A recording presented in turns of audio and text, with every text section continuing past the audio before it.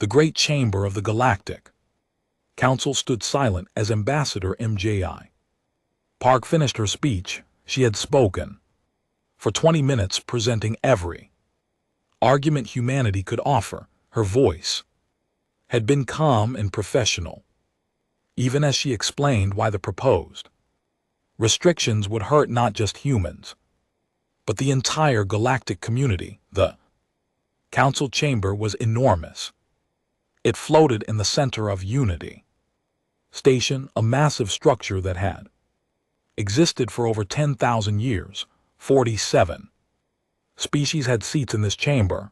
The eldest species, the VTH, had been traveling between stars for 30 millennia. The Caltheran Empire controlled 400 systems.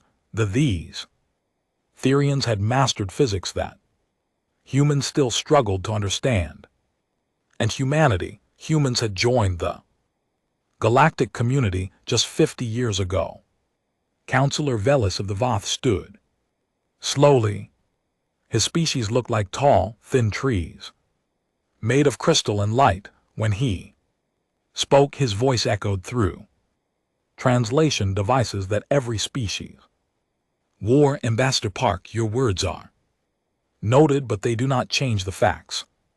In 50 years, your species has colonized 200 systems. The Calthurians took 3 centuries to colonize 200 systems. The Voth took 5 centuries. Your expansion is not natural. It is not safe. MJI kept her expression neutral. She had expected this. Counselor, humans expand because we must. Our home world was overcrowded.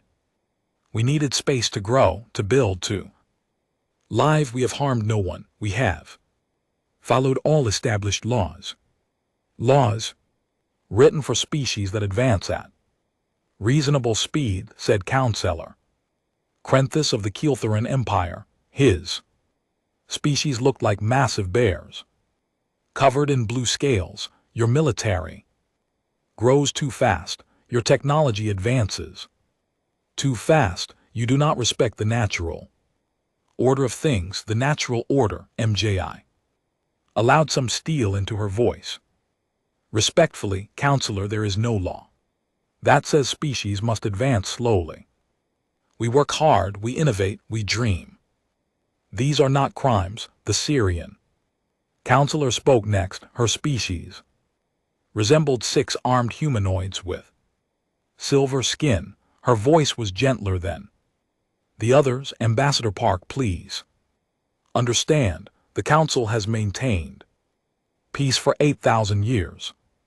We have done this by preventing anyone species from becoming too powerful too quickly.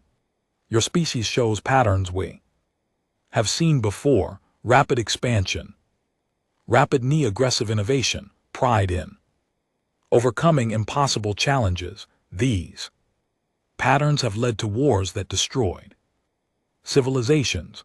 MJI took a slow breath. We are not seeking war, Counselor. We seek only to live, to grow, and to contribute to this community. Then you will accept the containment protocol. Velis said it was not a question. The containment protocol appeared on holographic displays throughout the chamber. Minji read through it quickly. Though she had seen earlier drafts, the terms were harsh. No new human colonies beyond currently held systems. All new human technology must be shared with Council oversight committees. The human fleet must be reduced by 60%. Human scientists would need Council approval before researching certain fields. Human trade would be limited to approved partners. This is not a partnership, Mi said quietly. This is a cage. It is protection. Velis replied, for you and for the galaxy.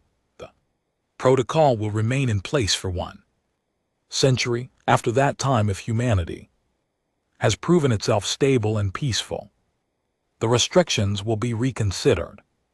100 years for the ancient species. Around her, a century was nothing. The VTH lived for 300 years naturally. The Calarians had ruled their empire for 40 generations, but for humanity a century was 3 or 4 human lifetimes. Me would die under these restrictions. Her children would die under them. Her grandchildren might if they were lucky. See them lifted. I request a vote, MJI said. The vote took less than 5 minutes. 43 species voted in favor of the containment protocol. Only 4 voted against it. The Syrians voted no, as did 3 younger species who had joined the council within the last 1,000 years. It was not enough. The containment protocol is now law, Veltris announced. Humanity has 30 days to begin compliance. Inspector Keltris will oversee the implementation. Me bowed slightly. The gesture controlled and diplomatic. The human government will consider your decision. We will respond within the required time frame. She walked out of the chamber with her back straight and her head high, but inside her heart was breaking. 2 weeks later, MJI sat in a secure communication room on Unity Station. On the screen before her, the faces of Earth's government looked back at her. President Martinez, Prime Minister Aku, Chancellor Zhang, Minister of Development, James Torres, and 20 others representing every major human nation and colony. They won't change their minds, Me said. I have spoken with every sympathetic counselor. The votes are not there. If we refuse, they will enforce compliance with economic sanctions first, then military action if needed. Can we fight? Asked the general, whose face Me recognized but whose name escaped her. In her exhaustion, Minister Torres answered, no, not now. Their technology is too advanced, their fleet's too large. We would lose, and we would lose badly. So we accept the cage. President Martinez said bitterly, we accept the cage. Me agreed.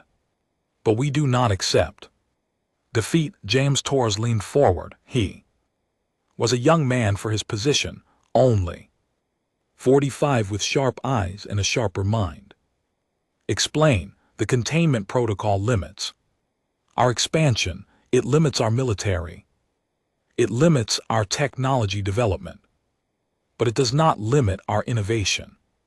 Within existing systems, it does not limit our education. This way with meaning something Zarwin. It was our ponding and Saran our ponding. It does not limit our determination.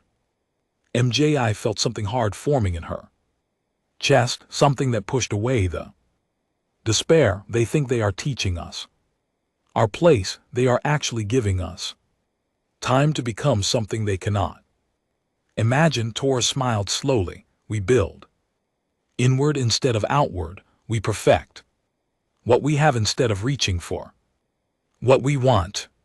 Chancellor Zhang added, and when these restrictions end, Prime Minister Aki said, or when they try to make them permanent and force our hand, we will be ready. Me finished. They will regret underestimating us. The vote was unanimous. Humanity would comply with the containment protocol. Publicly, humans would be model galactic citizens, restricted but peaceful. But privately, humanity would prepare. 24 days later, humanity officially accepted the containment protocol. The galaxy barely noticed. To the elder species, it was simply the natural order reasserting itself. Another young species had been taught proper limits, but in human spaces, in schools and factories and laboratories, something else was happening. A fire had been lit, not a fire of rage, but of determination.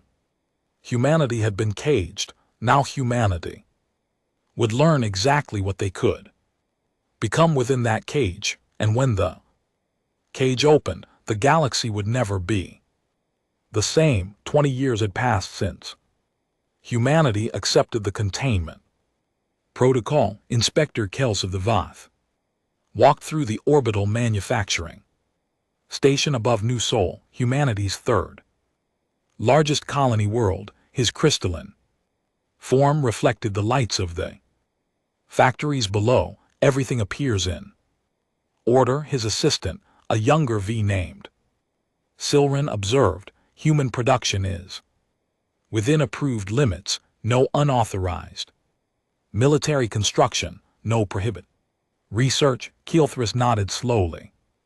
Humanity has been surprisingly compliant. They watched as human workers moved through the station. The workers were efficient, organized, and professional.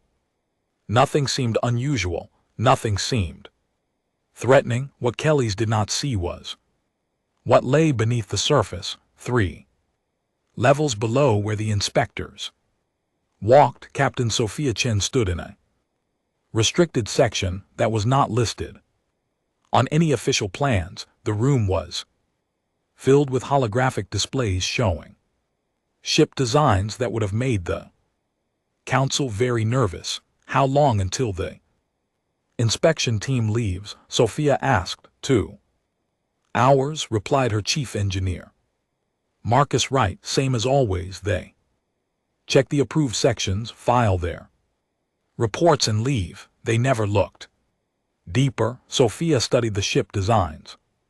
They were beautiful, sleek vessels that used every loophole in the containment protocol. The protocol limited the number of ships, it limited weapon sizes, it limited engine power, but it said nothing about efficiency, nothing about design philosophy, nothing about what could be achieved by thinking differently. These ships use 40% less fuel than Council standard designs, Marcus explained. They are smaller but faster, they carry fewer weapons but more accurate ones, and they can be built 3 times as fast. Will they work? Sophia asked. We won't know until we test them in real conditions, Marcus admitted, but based on simulations. Yes, they'll work. Sophia was 28 years old. She had been born the year the containment protocol was passed. She had grown up in a humanity that was told it was expanding too fast, thinking too dangerously, dreaming too big. But her parents had told her a different story. They told her that humanity's dreams were not the problem, fear was the problem. My mother says that when she was young, humans believed anything was possible, Sophia said quietly. Then the council taught us that some things are forbidden, but they didn't kill the dream, they just made us more creative. Marcus smiled. Your mother was part of the underground education initiative, wasn't she? Wasn't she? Sophia nodded. After the containment protocol passed, human governments had made a quiet decision. Public education would comply with council oversight, but private education, family education, community education would teach something else. They would teach human children that the restrictions were temporary, that humanity's potential was unlimited, that one day the cage would open. An entire generation had grown up with this knowledge burning in their hearts. On Earth, in a secure government facility, Minister James Torres sat with Ambassador MJI Park. MJI was 74 now, her hair silver, her face lined with age, but her eyes were still sharp.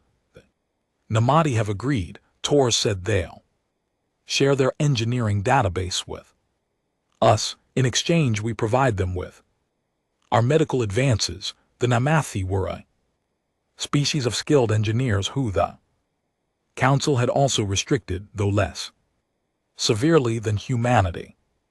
They had been trading secrets with Humanity for 10 years now, it was technically illegal by both species.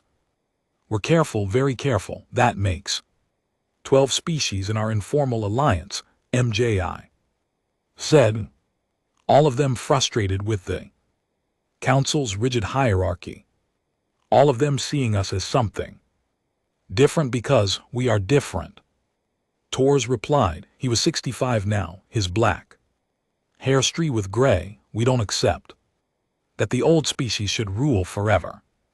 Simply because they're old, we believe in merit, in innovation, in change. The Council fears change, MJI said. The Council fears us, Torres corrected, and they should. MJI's assistant entered the room. Ambassador, you have a private call from the Syrian counselor. MJI and Torres exchanged glances. Yara had been one of the few counselors to vote against the containment protocol. Over the years she had remained quietly sympathetic to humanity. The holographic display activated. Yara's six-armed form appeared, her silver skin gleaming.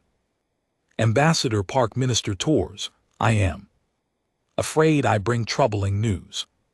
What has happened? Me asked. The hardliners in the Council are planning to make the containment protocol permanent. They believe humanity has been too quiet, too compliant. They believe you have accepted your place. They want to ensure you never challenge it again. Torres' jaw tightened.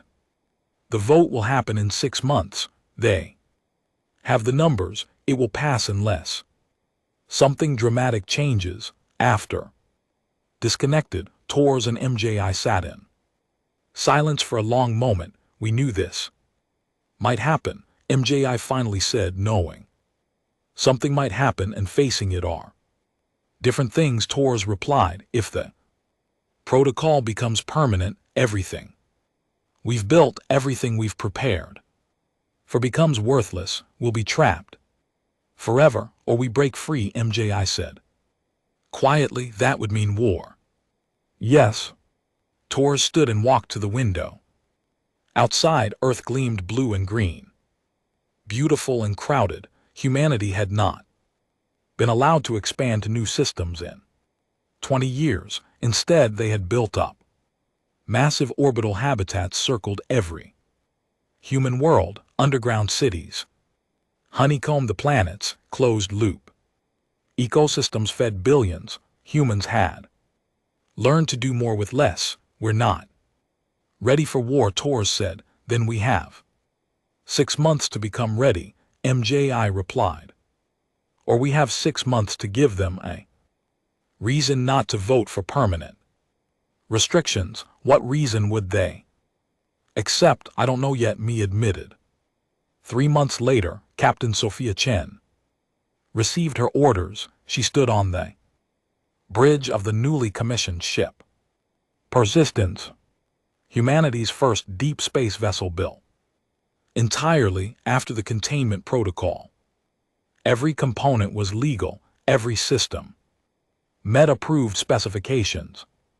But together they created something revolutionary. Captain Chen, the message from Fleet Command read, you are authorized to begin patrol duties along the galactic rim. Your mission is exploration and observation with approved boundaries. Do not engage unauthorized contacts.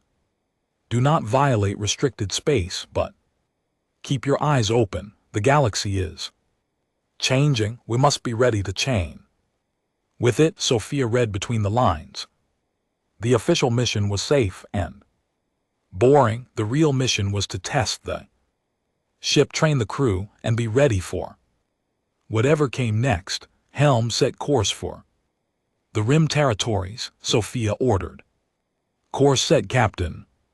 Her helmsman Park Jin Woo replied as the Persistence jumped to faster than light speed. Sophia thought about her grandmother's stories of a humanity that had dreamed of stars and been told to stay Home, stories of a humanity that had been caged and had learned to thrive in captivity. Stories of a humanity that was waiting for the right moment. Captain Her, sensor officer, called out, "I'm picking up strange readings from the galactic rim, very faint, probably nothing. Log it anyway." Sophia ordered. Everything matters now. She did not know it yet, but those faint sensor readings would change everything. The galaxy was about to face a threat that would force the Council to make a choice, and humanity was about to show the galaxy exactly what 20 years of restriction had created. The cage had not broken humanity, it had forged them into something stronger. The Galactic Council chamber erupted in chaos. Counselors from 47 species shouted over each other. Holographic displays showed the same horrifying images again and again.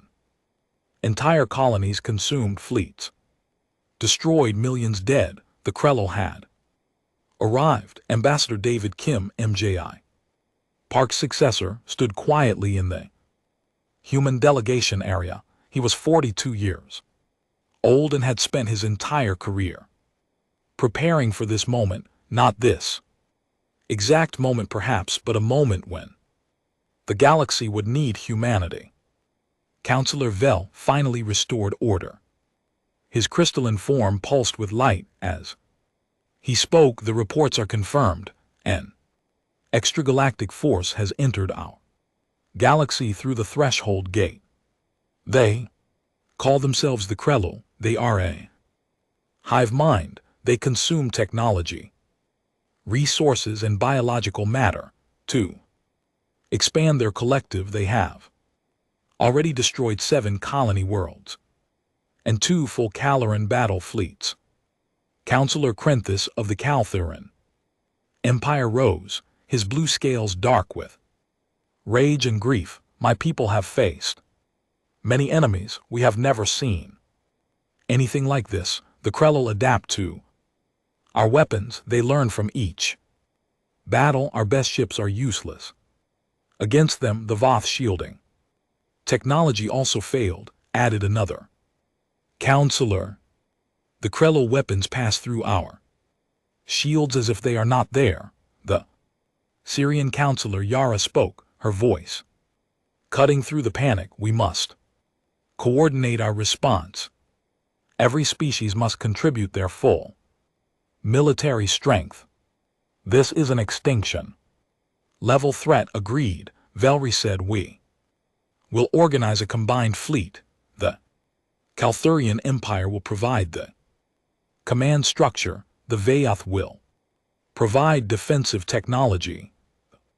The Sarians will provide tactical coordination." Ambassador Kim cleared his throat, and humanity, the chamber, fell silent. Every counselor turned to look at him. "Humanity remains under the containment protocol," Velas said carefully. "Your military is limited.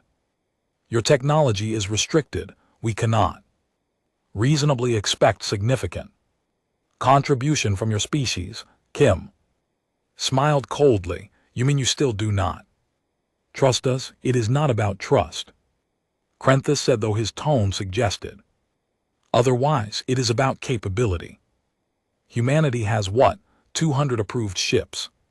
The Caloran Empire is committing 4,000 vessels. The proportions are simply not comparable. Then we will provide what support we can with our limited resources," Kim said. Inspector Kelthris, who had overseen humanity's restrictions for 20 years, spoke up. "I actually believe humanity might be safer remaining in their contained systems. The Krell advance will not reach human space for many months, perhaps years. By then we will have defeated them." End quote. "Perhaps," Kim said softly, "or perhaps you will need us." The council moved on to other matters: battle plans, evacuation protocols, resource allocation. Humanity was barely Mentioned 3 days later the Vaoth engagement fleet met the Krellel at the Helios Expanse. It was a slaughter the Krellel had adapted again. VTH shields meant nothing. Vaoth weapons barely scratched the Krell vessels. Of 40 Vaoth ships, only 3 escaped. 5 days after that, a combined Kilarian and Thessarian fleet tried to stop the Krellel at the borderline gate. The battle lasted 8 hours. The Krell won decisively. The galaxy was losing. In the council chamber, panic had replaced organization.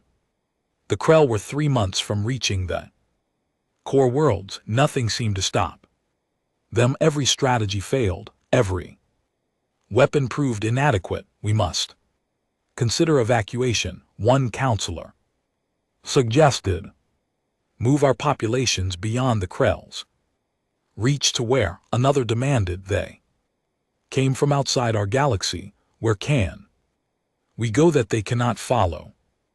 Ambassador Kim stood. Counselors may speak. Veles looked at him with exhausted eyes.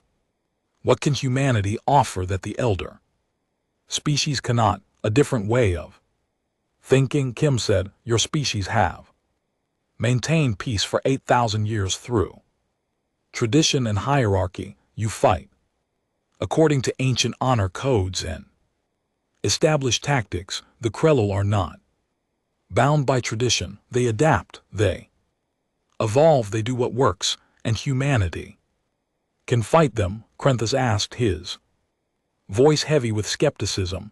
I do not know, Kim admitted, but humanity has spent 20 years learning to innovate.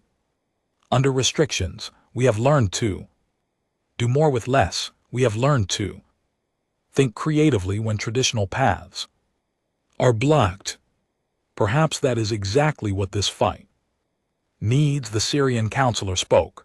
The ambassador has a point. We have tried our way. It is not working. What harm is there in trying something different? The harm is that humanity might use this crisis to break their restrictions. Keltras said sharply. They might use our desperation to gain power. Kim laughed, and it was not a pleasant sound. Inspector, my species is facing the same extinction you are. The Krellel do not care about politics. They will consume human worlds just as eagerly as VTH worlds. We do not need to gain power. We need to survive. The debate continued for hours. Finally, as another report came in of a colony world falling to the Krellel, Counselor Yara called for a vote. I propose we temporarily lift the containment protocol, give humanity emergency authorization to deploy their full capabilities.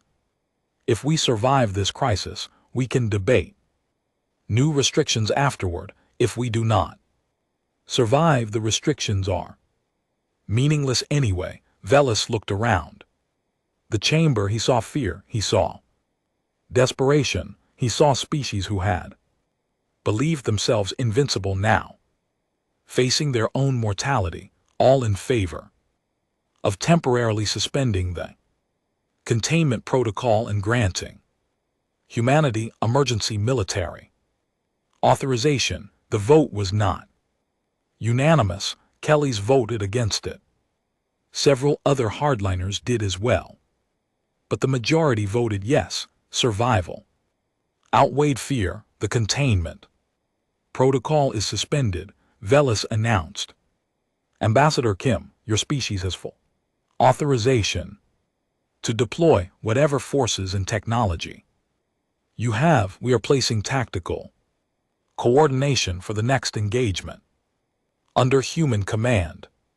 Do not make us regret this. Kim bowed. We will show you what humanity has become, for better or worse. You asked us to join your galactic community. Now you will see what that truly means. Kim returned to his quarters and opened a secure communication channel to Earth, Minister. Tours, now elderly but still sharp, appeared on the screen along with Fleet, Admiral Hassan, and half a dozen other human leaders. The restrictions are lifted, Kim said. We have authorization for full deployment. How long until they Krell reach the Calrose system? Tours asked. 4 days, Admiral Hassan replied. It's a mining colony, 40,000 civilians. The Council has already written it off as indefensible. Then that is where we make our stand, Kim said. Show them what 20 years of preparation has created.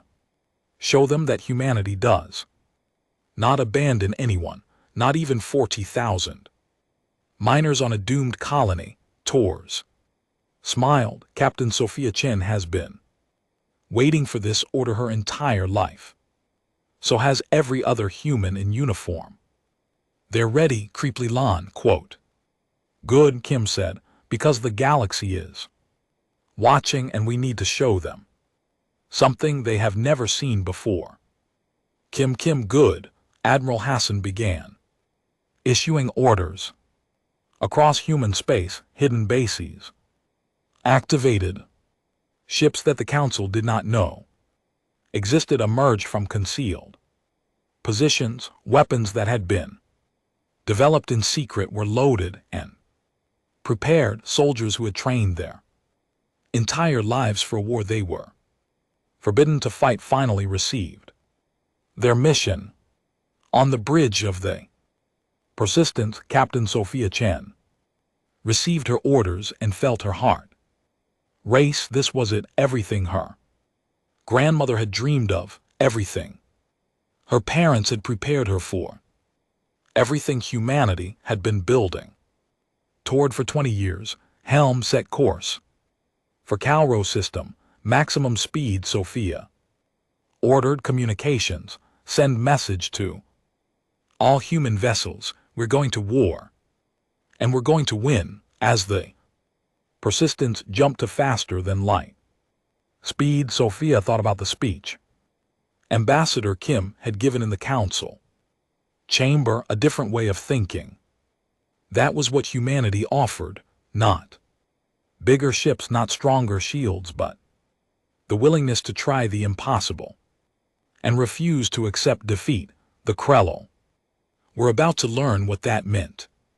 Captain Sophia Chen stood on the bridge of the Persistence as her ship dropped out of faster than light speed at the edge of the Calrose system. What she saw made her breath catch. The Krell fleet was massive, hundreds of ships, each one looking like a piece of biological technology, all connected through invisible signals. They moved together like a school of fish, perfectly coordinated, and they were moving toward Calrose Prime, where 40,000 miners and their families waited to die. Captain were receiving signals from human ships across the system. Her communications officer said, confirmed contacts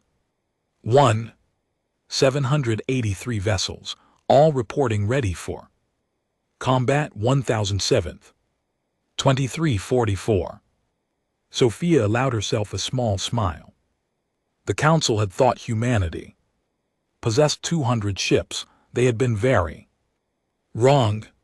For 20 years humans had been building not the massive dreadnoughts that the elder species preferred, but smaller, faster, smarter vessels, ships that could work together, ships that could adapt. Captain were also receiving signals from non-human vessels. The communications officer added Natha engineering ships, Yalari scouts, Korani supply vessels, 42 ships total from allied species, the species that the Council had overlooked, the younger civilizations, the ones who had been helping humanity in secret for years. They had come to fight too, the running and evac ships. This is Captain Chen. Welcome to Calrose. Today we show the galaxy that humans do not run, We do not hide and we do not abandon our own. Command structure is as follows. Attack wings Alpha through Gamma will engage the Krell directly. Wings Delta and Epsilon will provide cover for evacuation operations. Wing Zeta will deploy experimental weapons. May fortune favor the bold. On the surface of Calrose Prime, General Park, Menno coordinated the evacuation. He was 35 years old, Ipart Karanarm 25. The grandson of Ambassador MJI Park. His grandmother had died 2 years ago, never living to see humanity's restrictions lifted, but her legacy lived in him. General the Krell will reach orbit in 2 hours, his tactical officer reported. We have successfully evacuated 22,000 civilians. 18,000 remain, then we hold for 2 more hours. Minso said firmly, Sir, the defensive positions cannot hold that long. The Krell ground forces are too strong. They will hold, Moso said, because failure is not acceptable. Every minute we hold is another 100 lives saved. That is what matters. His soldiers, human and alien alike, prepared their positions. They were outnumbered. The Krell had already landed advanced forces, but the humans had spent 20 years learning to fight smarter, not just harder. In space, Sophia watched as the Krell fleet adjusted to face the human vessels. The Krell had fought the Vayoth, the Cathurians, and the Sarians. They had adapted to every tactic, every weapon, every strategy. But they had never fought humans. All wings execute attack pattern chaos. Sophia ordered the human fleet scattered. There was no formation, no rigid structure, no predictable pattern. Ships moved independently, each one choosing its own path, its own target, its own timing. To an outside observer, it looked like madness. To the Krell hive mind, used to pattern recognition and predictive algorithms, it was incomprehensible. Human ships darted in, fired, and retreated before the Krell could respond. They used the gravity of planets and asteroids to slingshot into unexpected positions. They deployed small drone swarms that moved erratically, drawing Krell fire away from the manned vessels. Krell fleet is attempting to adapt, Sophia's tactical officer reported. They're spreading their forces to cover more attack vectors. Good, Sophia said. That means they're reacting to us instead of executing their own plan. Keep the pressure on. One of Sophia's squadron leaders, Commander Lee Sunung Min, found an opening. His wing of 30 ships had been harassing the Krell's left flank. When the Krell shifted forces to deal with them, Lee saw his chance. All ships full thrust toward Krell command node. Lee ordered, Sir, that's a suicide run. His second officer said, No, Lee replied, it's a sacrifice run. There's a difference.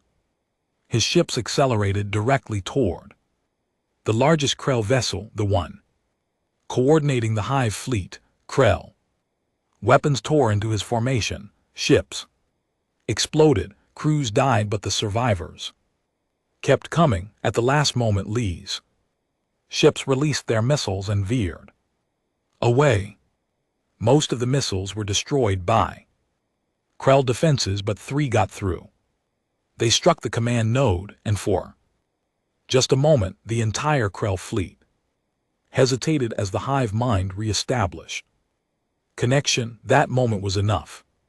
Human ships that had been waiting for exactly this opening struck from 4 directions simultaneously. The Krell, still reorganizing, could not coordinate their defense. 20 Krell ships were destroyed before they recovered. Sophia's heart ached as she watched Lee's wing limp away. He had started with 30 ships. 14 remained, but his sacrifice had worked all wings the Krello can be. Disrupted, focus fire on command nodes. Break their coordination, the battle raged for an hour, humans lost ships. The Krello lost ships, but slowly they human tactics began to work. The Krello were stronger, more numerous, better armed, but humans were unpredictable. Creative, stubborn, on the surface. General Park's forces were being pushed back. Krell ground troops, massive insect-like machines, advanced on the evacuation site. Human soldiers fired everything they had, energy weapons, missiles, even old-fashioned bullets when nothing else remained. General, the evacuation ships are full. His communications officer said, we can lift off now. How many civilians are still waiting? Park asked. 3,000. Then we stay. A young lieutenant, barely 20 years old, looked at Park with wide eyes. Sir, if we stay much longer, the Krello will overrun our position. Then we hold until we cannot hold any longer, Park said, and when we cannot hold, we retreat while firing. And when we cannot retreat, we make our stand. Those are civilians, Lieutenant. Miners and children and teachers and farmers, every single one of them matters. The lieutenant nodded slowly. Yes, sir, I know. Non-Park's forces held. They held when it seemed impossible. They held when the rational choice was retreat. They held because that was what humans did. In space, Sophia received an urgent message. Captain Krell, reinforcements are arriving. Another 200 ships. Sophia's jaw tightened. Her fleet had taken losses. They were down to 1,400 operational ships. Even with the Namathi and other allies, they were still outnumbered. Captain Chen, a voice said over the communications channel. It was Captain Thern, a Namathi engineer, commanding a support vessel. My people have an idea. It is risky. Tell me, Sophia said. The Krello use their hive mind to coordinate. They are connected through quantum signals. If we could generate quantum interference across the right frequency armor, we could blind them. Sophia finished. Do it. What do you need? 6 human ships equipped with quantum disruptors. They will need to get very close to the Krell fleet. Most will not survive. Sophia did not hesitate. I will lead the strike myself. Persistence is equipped with quantum technology. Her crew did not argue. They had trained for this. They had prepared their entire lives for this. Sophia's strike force of 6 ships dove into the heart of the Krell fleet. The alien vessels swarmed them. Weapons fire from every direction. Sophia's shields collapsed. Her hull breached in 3 places. Her engine room reported critical damage. Quantum disruptors ready, her engineering officer said, her voice steady despite the ship shaking around her. Fired. Sophia ordered. The quantum disruptors activated, sending cascading interference across the frequencies the Krell used to communicate. For 5 precious seconds, the Krell hive mind went completely silent. Every Krell ship stopped moving. 5 seconds. It was enough. The human fleet prepared for exactly this moment, struck with everything they had. Missiles launched, energy weapons fired, kinetic rounds tore through Krell hulls. The aliens, unable to coordinate, fell in massive numbers. Sophia's ship was dying around her. All hands evacuate to escape pods. This is the captain. I am ordering. Abandoned ship. Captain, your pod is damaged, her executive officer said. Then I hope the backup systems work. Sophia replied calmly, go, that's in order. Her crew evacuated. Sophia stayed at her station until the last person was off the ship, then and only then did she head for her escape pod. She sealed herself inside and launched just as the Persistence exploded. The pod tumbled through space. Damaged and barely functional, Sophia watched through the small viewport as the human fleet continued to fight. The Krell were recovering, but they had been badly hurt. The battle was not over, but the tide had turned. Sophia's pod was picked up by a Namathi rescue ship 3 hours later. By then the battle of Calrose was finished. The Krell had retreated. All 40,000 civilians had been evacuated. The human fleet had survived.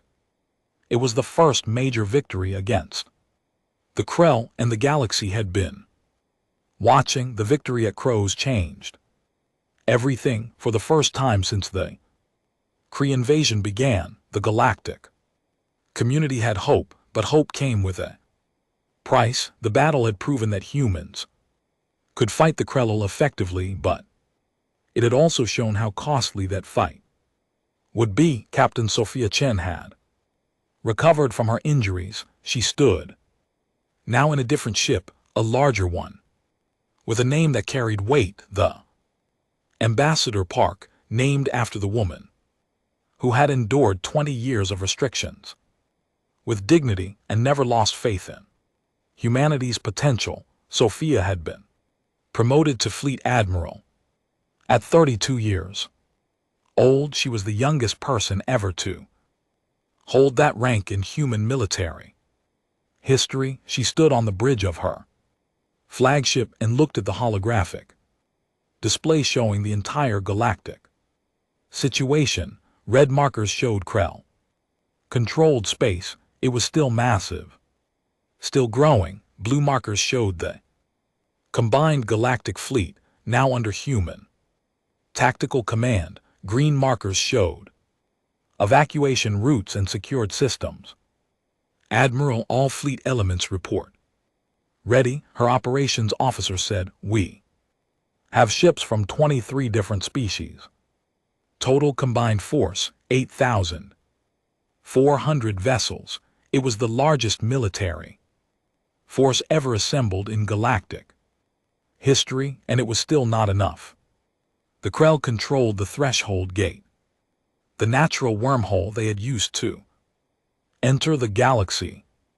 As long as they held it, more Krell could keep arriving from their home territory. The Krell must be expecting us to defend the core worlds. Sophia said, every battle so far has been defensive. We react to their attacks. Ray, that is standard defensive doctrine. The Syrian counselor said she had joined Sophia's command staff as a strategic advisor. Protect what matters most. 3. But what if we don't? Sophia asked. What if we go on the offensive? What if we take the fight to them? Ambassador David Kim, who had also joined the flagship, nodded slowly. You want to attack the threshold gate directly? It is suicide. A Calarian admiral said. The Krell have fortified that position with everything they have. We would be destroyed. Maybe, Sophia admitted, or maybe they won't expect it. Elder species fight defensively because you value what you have. You want to protect your long histories and ancient civilization, but humanity is young. We have less to lose, and we're used to taking risks. The debate lasted for hours, but in the end Sophia's plan was approved, not because everyone agreed it would work, but because every alternative ended in slow defeat. 3 days later, the combined galactic fleet assembled at the staging point. Sophia looked at the ships around her. Ketharin, dreadnoughts, VTH science vessel, the Syrian carriers, Namathi engineering ships, and human, thousands of human ships each. One crewed by people who had grown up, being told they were too dangerous, too unpredictable, too ambitious. All ship, this is fleet. Admiral Chen. In 1 hour we will jump to the threshold gate. The Krello will have every advantage. They will be defending their supply line. They will outnumber us. They will have fortified positions. By every traditional military calculation we should lose. She paused. But we are not fighting traditionally. We are fighting to survive. We are fighting for every species in this galaxy. We are fighting because giving up is not an option. When we arrive, remember this: the Krello are strong, but we are stubborn. They are numerous, but we are creative. They are a hive mind, but we are individuals who choose to stand together. That makes all the difference. The fleet jumped. The battle at the threshold gate lasted 14 hours. It was the most brutal combat any species had ever experienced. The Krello fought with desperate fury. They knew that losing the gate meant losing the war. Human ships led every charge. Sophia's tactics were brutal and efficient. She sacrificed smaller vessels to create openings for larger ones. She used Namathi engineering teams to repair critical systems in the middle of combat. She deployed Yelthari scouts to find weak points in Krello formations. General Parkmano led ground forces onto a Krello station near the gate. His mission was to plant a quantum disruptor directly in the Krell communication hub. His team of 500 soldiers fought through 3 times that many Krello defenders. Park watched his soldiers fall one by one, each death hurt, but they kept advancing because the mission mattered more than any individual life. That was what his grandmother had taught him. That was what humanity understood better than any other species. General, we're at the hub, his sergeant said. The man was bleeding from a dozen wounds, but still standing. Plant the disruptor, Park ordered. They did. The device activated, sending a cascade of quantum interference through the entire Krell network in the sector. Every Krell ship within a 100,000 km went silent. All ships focus fire on the gate structure itself. Sophia ordered. We're not just pushing them back, we're closing the door. The combined fleet poured every weapon they had into the threshold gates. Stability field, the ancient natural wormhole, had existed for millions of years, but even ancient things could be changed. The gate collapsed. The destruction was spectacular. The wormhole folded in on itself, creating a brief explosion of exotic matter and twisted spacum. Every Krell ship near the gate was destroyed. Instantly, the remaining Krello fleet, suddenly cut off from reinforcements and unable to coordinate effectively, began to fall apart. All ships pursue and destroy. Sophia ordered. Do not let any Krello vessel escape. The hunt lasted 3 more weeks, without the gate, without central coordination, without hope of reinforcement. The Krello were defeated system by system. Some surrendered, some self-destructed, some fought to the last ship, but in the end they were eliminated from the galaxy. 6 months later, Sophia stood in the Galactic Council chamber. It looked different now. There were more seats, more species represented. The old hierarchy had been challenged by the crisis, and some things had changed. Councillor Velris spoke first. Fleet Admiral Chen, on behalf of the Galactic Council, we thank you and your species for your service. Humanity has proven itself worthy of our trust, Sophia nodded politely, but inside she felt anger stirring.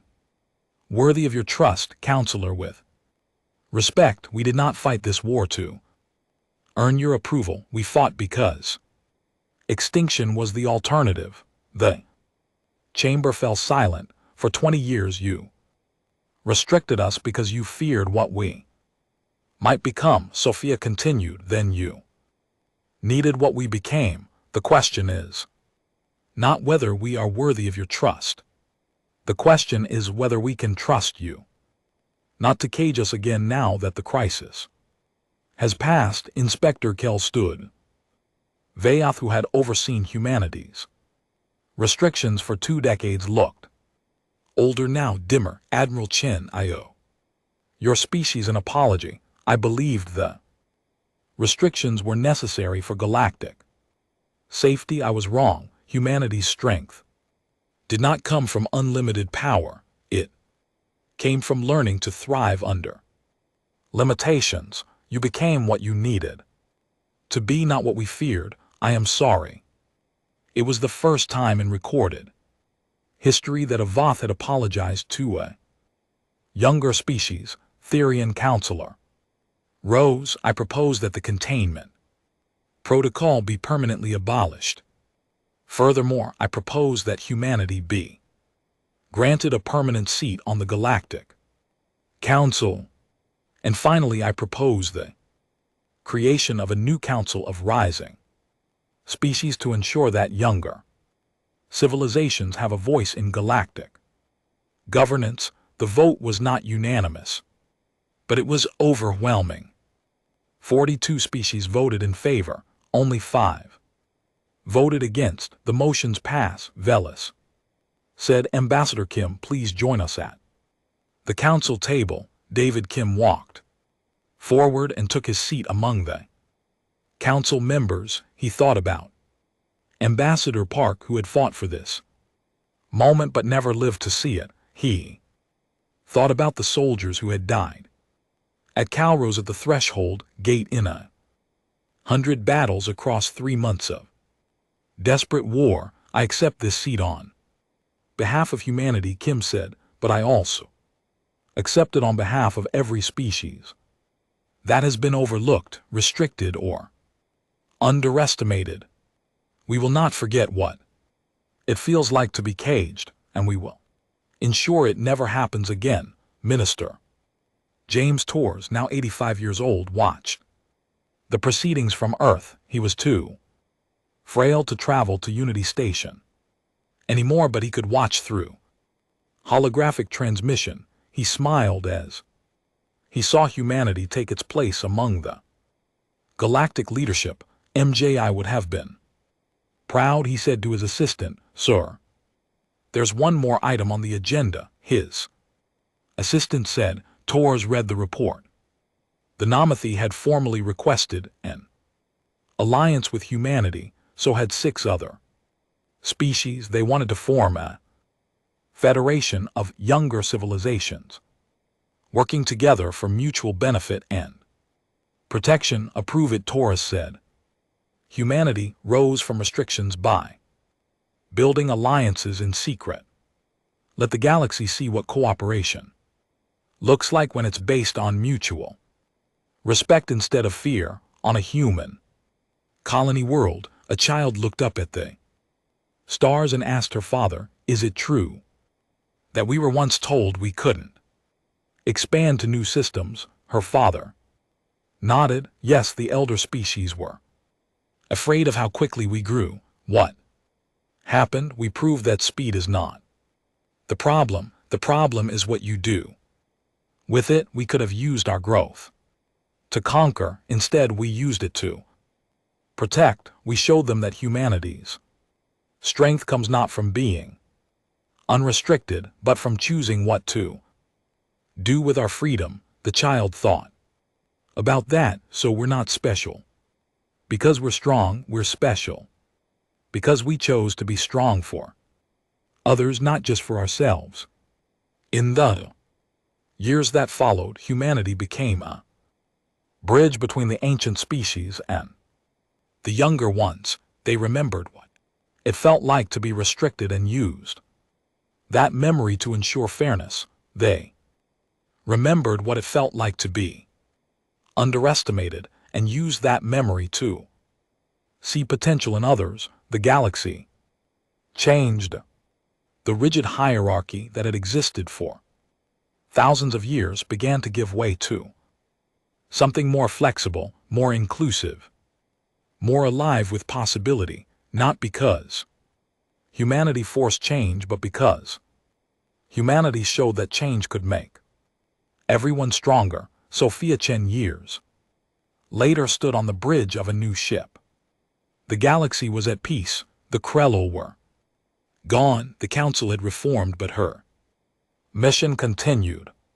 She led an exploration fleet into uncharted space, seeking new worlds, new civilizations, new possibilities. Admiral, approaching the target system, her helmsman said. Sophia smiled. Take us in, let's see what's out there. She had spent her youth in a cage. Now she spent her life proving that humanity had learned something precious from that experience.